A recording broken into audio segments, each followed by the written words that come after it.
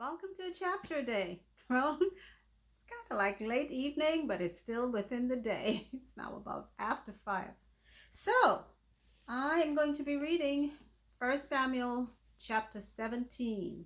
And to quickly recount yesterday's chapter 16, uh, we see that Saul was no longer going to be king, so God instructed Samuel to go to the house of Jesse, which was of, you can say, Ruth's grandson, right? Because Ruth and Boaz had Jesse's father, which was Obed, and then Obed had Jesse, and then Jesse had David.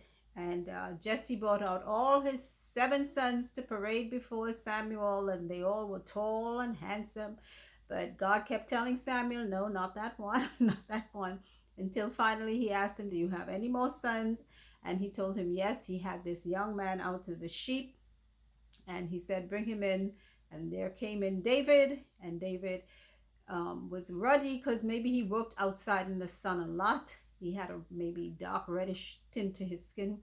And then he also, they said he was withal of a fair countenance, was it?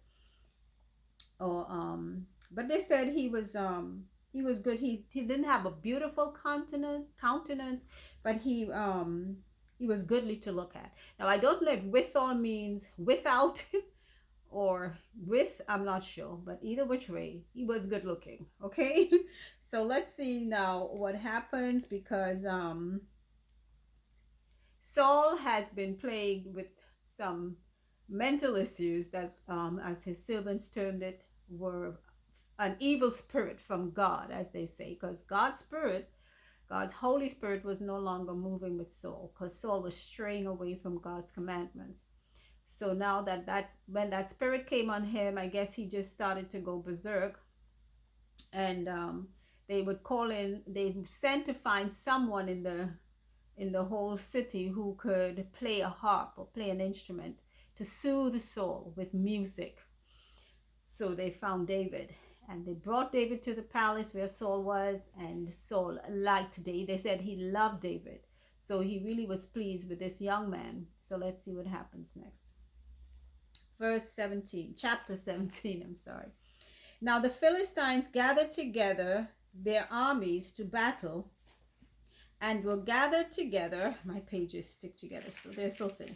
And were gathered together at Shokoth, Shocho, which belongeth to Judah, and pitched between Shocho and Azekah in Ephes Damim. Wow. And Saul and the men of Israel were gathered together and pitched by the valley of Elah, and set the battle in array against the Philistines.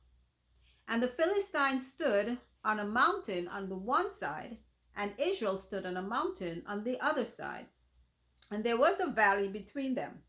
And there went out a champion out of the camp of the Philistines named Goliath of Gath, whose height was 6 cubits and a span.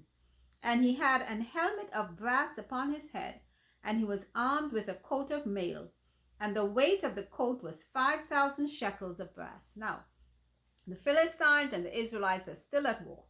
So they have set themselves up, one on this side of the valley and the other on that side. So maybe they're both standing on high places on either side.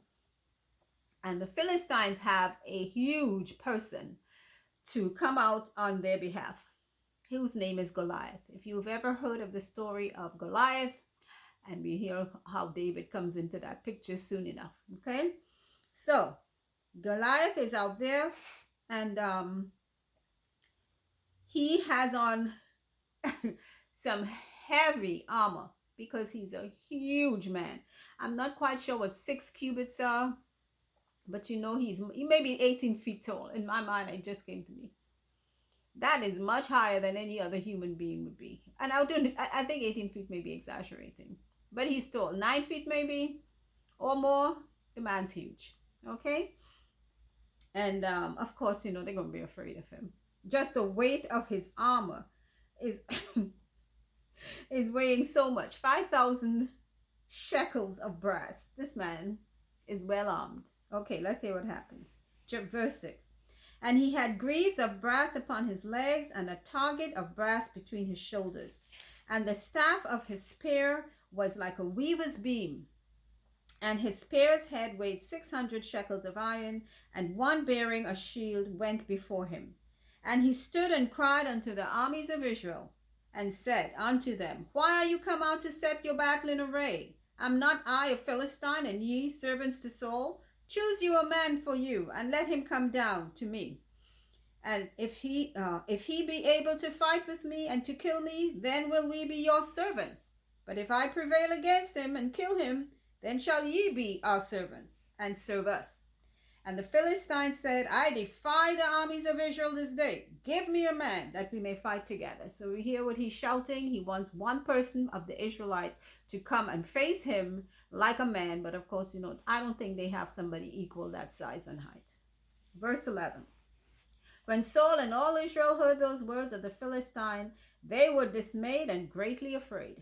Now David was the son of that Ephrathite of Bethlehem, Judah, whose name was Jesse, and he had 8 sons, and the man went among men for an old man in the days of Saul. And the 3 eldest sons of Jesse went and followed Saul to the battle. So Saul is calling out all the young eligible men, just like God said he would. And the names of his 3 sons that went to the battle were Eliab the firstborn, and next unto him Abinadab, and the third Shammah. And David was the youngest, and the 3 eldest followed Saul. But David went and returned from Saul to feed his father's sheep at Bethlehem. So apparently 3 of his eldest brothers, or 3 of his brothers, went into war, and David went back from serving in Saul's palace to feed his father's sheep back in Bethlehem. Verse 16. And the Philistine drew near morning and evening, and presented himself 40 days. And Jesse said unto David his son, Take now for thy brethren an ephah of this parched corn and these 10 loaves, and run to the camp to thy brethren. And carry these 10 cheeses unto the captain of their 1,000, and look how thy brethren fare, and take their pledge. Now Saul and they and all the men of Israel were in the valley of Elah, fighting with the Philistines. And David rose up early in the morning, and left the sheep with a keeper, and took and went as Jesse had commanded him. And he came to the trench as the host was going forth to the fight, and shouted for the battle. So, like I experienced when I was growing up, I was one of the youngest. So my mother would always send me, or they would always be sending me on errands. So this is what's happening here with David. His father is sending him on an errand to give food for his brothers and to report as to how they are. Verse 21. For Israel and the Philistines had put the battle in array, army against army. And David left his carriage in the hand of the keeper of the carriage, and ran into the army, and came and saluted his brethren. And as he talked with them, behold, there came up the champion, the Philistine of Gath, Goliath by name, out of the armies of the Philistines, and spake according to the same words, and David heard them. And all the men of Israel, when they saw the man, fled from him, and were sore afraid. And the men of Israel said, Have you seen this man that is come up? Surely to defy Israel is he come up. And it shall be that the man who killeth him, the king will enrich him with great riches, and will give him his daughter, and make his father's house free in Israel. So the king and his soldiers all are afraid to fight Saul, of course. And now the king is calling for a man from the Israelite army. Whoever can will go forward to fight Goliath. He will reward him greatly.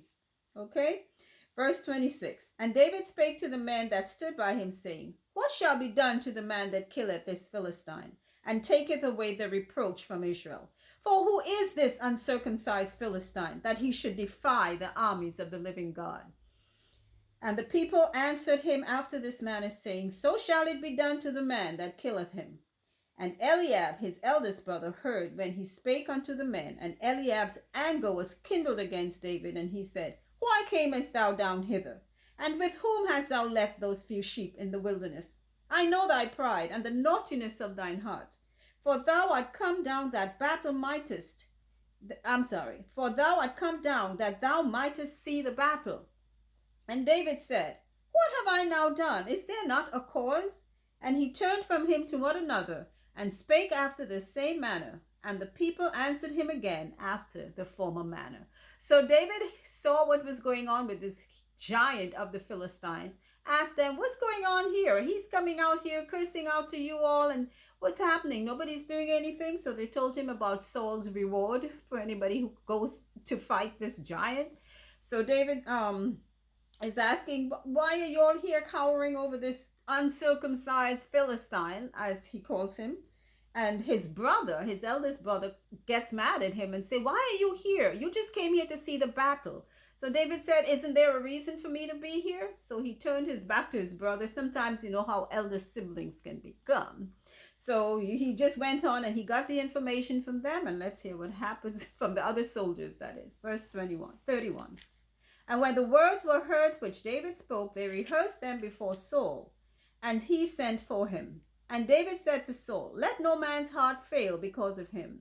Thy servant will go and fight with this Philistine. And Saul said to David, thou art not able to go against this Philistine to fight him, for thou art but a youth, and he a man of war from his youth. And David said unto Saul, thy servant kept his father's sheep. And there came a lion and a bear, and took a lamb out of the flock. And I went out after him, and smote him, and delivered it out of his mouth. And when he arose against me, I caught him by his beard, and smote him, and slew him. So Saul sends to call David, because David said he's going forth to fight Goliath. So when Saul sees him, he said, but you just a boy, you know how you're going to fight Goliath? So David is giving him a little rehearsal of how he did when he was looking after the sheep, and a bear and a lion came out to grab his sheep, and how he took care of them handily, mano or mano or paw, whatever. But he slew them, he said. So let's see what goes on now. Verse 36. Thy servant slew both the lion and the bear, and this uncircumcised Philistine shall be as one of them, seeing he hath defied the armies of the living God. Talk about faith and bravery. David said, moreover, the Lord that delivered me out of the paw of the lion and out of the paw of the bear, he will deliver me out of the hand of this Philistine. And Saul said unto David, go, and the Lord be with thee. And Saul armed David with his armor, and he put an helmet of brass upon his head. Also he armed him with a coat of mail. And David girded his sword upon his armor, and he essayed to go, for he had not proved it. And David said unto Saul, I cannot go with these, for I have not proved them. And David put them off of him. Now I'm going to say this. I don't know which ruler in his right mind would have looked at David and said, okay, David, go ahead and fight this giant. Let's say Saul is 10 feet tall. David may be about 5, half the man's size, half the man's height, or even less than half. But Saul says, go on, and he's giving David his armor. Lord have mercy. Verse 40. And he took his staff in his hand, and chose him 5 smooth stones out of the brook, and put them in a shepherd's bag which he had, even in a scrip. And his sling was in his hand, and he drew near to the Philistine. And the Philistine came on and drew near unto David. And the man that bare the shield went before him. Now, Goliath has a shield bearer, because the shield may be so heavy. He can't have it in his hand at the same time as his sword. So he has someone bearing it for him. Verse 40. Now, Saul gave David his armor, but David had never put on any armor before. And he said, I can't go out there like this. I have to take this thing off. Okay, maybe it was just too cumbersome for him. Verse 42. And when the Philistine looked and saw David, he disdained him, for he was but a youth, and ruddy, and of a fair countenance. And the Philistine said unto David, am I a dog, that thou comest to me with staves? And the Philistine cursed David by his gods. And the Philistine said to David, come to me, and I will give thy flesh unto the fowls of the air, and to the beasts of the field. Then said David to the Philistine, thou comest to me with sword and spear, and with a shield. But I come to thee in the name of the Lord of hosts, the God of the armies of Israel, whom thou hast defied. So I tell you this, I don't think Saul had too much faith in David, but David had faith in God. Saul was just sending David out there as somebody who says, hey, he wants to go, let's send him. At least we can say we send somebody. But David had faith. That faith that he had is what took him out there bravely. And he took 5 smooth stones out of a brook, which is like a little stream or river. And he had his little slingshot ready. You know, we have songs in our churches for kindergarten for children to sing these songs about David. It's so true. But let's see what happens. Okay, verse 46. This day will the Lord deliver thee into mine hand, and I will smite thee and take thine head from thee, and I will give the carcasses of the host of the Philistines this day unto the fowls of the earth, that all the earth may know that there is a God in Israel. And all this assembly shall know that the Lord saveth, not with sword and spear, for the battle is the Lord's, and he will give you into our hands. Such faith. And it came to pass, when the Philistine arose and came and drew near to meet David, that David hasted and ran toward the army to meet the Philistine. And David put his hand in his bag and took thence a stone and slang it and smote the Philistine in his forehead, that the stone sunk into his forehead, and he fell upon his face to the earth. So David prevailed over the Philistine with a sling and with a stone, and smote the Philistine and slew him. But there was no sword in the hand of David. Therefore David ran and stood upon the Philistine, and took out his sword and drew it out of the sheath thereof, and slew him, and cut off his head therewith. And when the Philistines saw that their champion was dead, they fled. I tell you something. David could have gone out there with a sword, and had he not the Spirit of God with him, he too would have been slain. But he went out with what he knew. He had the armor. We need to take the armor that God gives us. All of our armor ain't going to look the same way, okay? Even though, yeah, we're going to have a sword. Some of us might have a bigger one, a smaller one. You know what I mean? But David, he took his sling and the stones, and he knew what he could do with it in the power of God. Okay. Verse 52.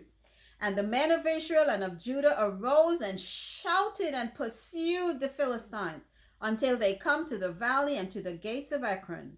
And the wounded of the Philistines fell down by the way to Sharim, even unto Gath and unto Ekron. And the children of Israel returned from chasing after the Philistines, and they spoiled their tents. And David took the head of the Philistine and brought it to Jerusalem, and he put his armor in his tent. And when Saul saw David go forth against the Philistine, he said unto Abner, the captain of the host, Abner, whose son is this youth? And Abner said, As thy soul liveth, O king, I cannot tell. Whew. And the king said, Inquire thou whose son the stripling is. You hear what he's calling this man, this boy that just saved Israel out of the hands of these Philistines? A stripling. Okay. And as David returned from the slaughter of the Philistine, Abner took him and brought him before Saul with the head of the Philistine in his hand. And Saul said to him, Whose son art thou, thou young man? And David answered, I am the son of thy servant Jesse, the Bethlehemite. Shouldn't Saul have remembered that David was the one playing music for him in his palace? See what's going on again with Saul? Stuff is going on in Saul's head that just is not right. But anyway, that's the defeat of that Philistine giant by a young man with faith that could move mountains. And he killed that Philistine giant with a slingshot and a stone. God be praised. I tell you, sometimes, you know what? We have some giants to fight, and we keep looking at their size and thinking of their abilities to whoop us instead of trusting in the God who made us and who is almighty, who made everything and everyone that liveth on the face of this whole world. Believe it or not. That's what we need to remember. David knew. David took his hand and killed a lion and a bear. So he knew in his heart that God was with him. And he knew there ain't no giant on the face of this earth to bring him down, and cursing at God's people, that is not going to happen. Saul should have been ashamed of himself to send a boy out there to do a man's job. But Saul, you see, Saul did not have God's spirit with him anymore. David did.